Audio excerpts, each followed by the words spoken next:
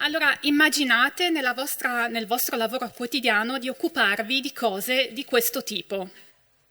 Questo è un cartoccio, una pallottola di carta. Quando lo aprite,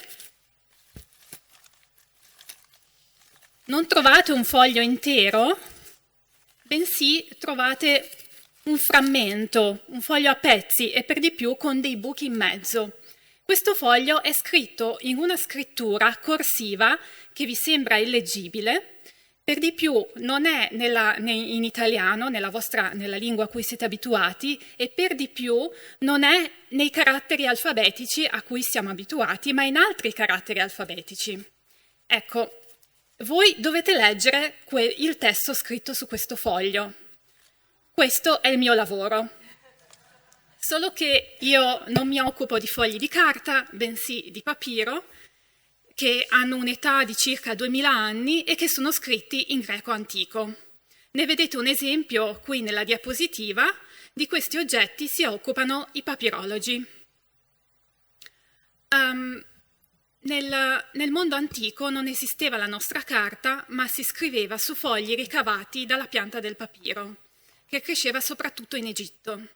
Gli egiziani infatti hanno inventato la carta di papiro che poi è stata diffusa nel bacino del Mediterraneo ed era utilizzata quindi anche dai greci e dai romani. Quindi anche nelle nostre zone si scriveva su papiro. Il problema è che le nostre zone, a causa della presenza del mare, quindi in Italia e in Grecia, il papiro si è decomposto perché è un materiale organico. Quindi non abbiamo papiri provenienti dalla Grecia e dall'Italia, purtroppo, se non una minima frazione. La maggior parte dei papiri è stata trovata in Egitto dagli archeologi, dove il clima caldo e secco e le sabbie hanno conservato questi materiali per secoli. In Egitto gli archeologi hanno trovato ovviamente frammenti scritti in lingua egiziana, ma anche numerosissimi papiri scritti in greco e in minima parte in latino. Perché? Perché dopo l'epoca faraonica i greci sono arrivati in Egitto, con Alessandro Magno hanno conquistato l'Egitto, in seguito i romani e per un millennio abbiamo la dominazione greca prima e romana poi dell'Egitto. Quindi abbiamo numerosissimi papiri scritti in greco e sono quelli che studio io.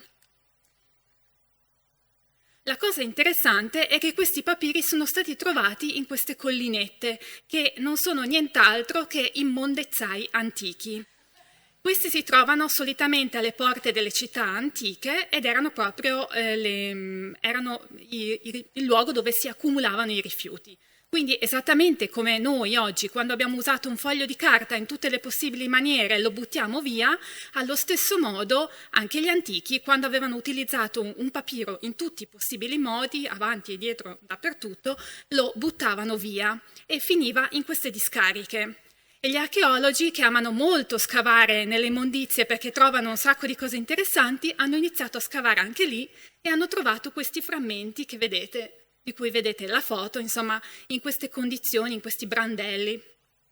E noi papirologi, insomma, abbiamo a che fare con questi materiali, li troviamo esattamente in questo stato, però non ci scoraggiamo, cerchiamo di leggere quello che è stato scritto su questi brandelli di papiro. Ma perché?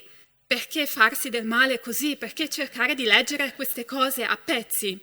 Perché le informazioni che ci danno sono molto preziose per ricostruire molti aspetti del mondo antico. Ad esempio, i frammenti di papiro conservano frammenti della letteratura antica che è andata in gran parte perduta. Quindi troviamo frammenti dei grandi poeti antichi come Omero, Esiodo, Menandro e così via su papiro. Ma troviamo anche documenti.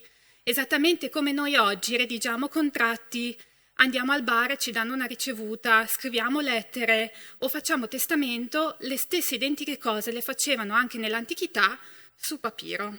E questi documenti sono ovviamente una fonte molto preziosa di informazioni di qualsiasi tipo per ricostruire diversi aspetti del mondo antico. Quindi le tematiche che si possono studiare sui papiri sono molte, per questo i papirologi si specializzano in temi precisi. quindi c'è chi studia in particolare i papiri letterari, chi studia le lettere, chi studia i contratti, chi come me si è specializzato nello studio dei testi scientifici su papiro. Nello specifico, negli ultimi anni mi sono occupata dei papiri che conservano testi medici, perché esattamente come i nostri medici hanno i trattati di medicina, usano i ricettari, scrivono ricette su fogli, la stessa cosa la facevano anche i medici antichi, solo su papiro. Quindi abbiamo questi papiri che contengono informazioni molto preziose per capire ad esempio le malattie che circolavano nell'antichità, come esse venivano curate e quale fosse lo statuto e l'attività anche del medico antico. Nello specifico, il progetto di cui mi occupo all'Università di Udine intende raccogliere e analizzare tutte le testimonianze di malattie agli occhi conservate sui papiri e delle relative terapie. Sappiamo che le malattie agli occhi erano tra le più fastidiose e le più debilitanti nell'antichità. Se ancora oggi un problema agli occhi, un problema cronico agli occhi è difficoltoso per la persona per vivere una vita normale, figuriamoci nell'antichità quando non esistevano neanche gli occhiali. Sappiamo però che i medici antichi avevano conoscenze molto sviluppate della struttura dell'occhio e avevano accumulato anche secoli di conoscenze nell'uso di sostanze minerali e a base di piante per curare alcune delle manifestazioni di queste malattie.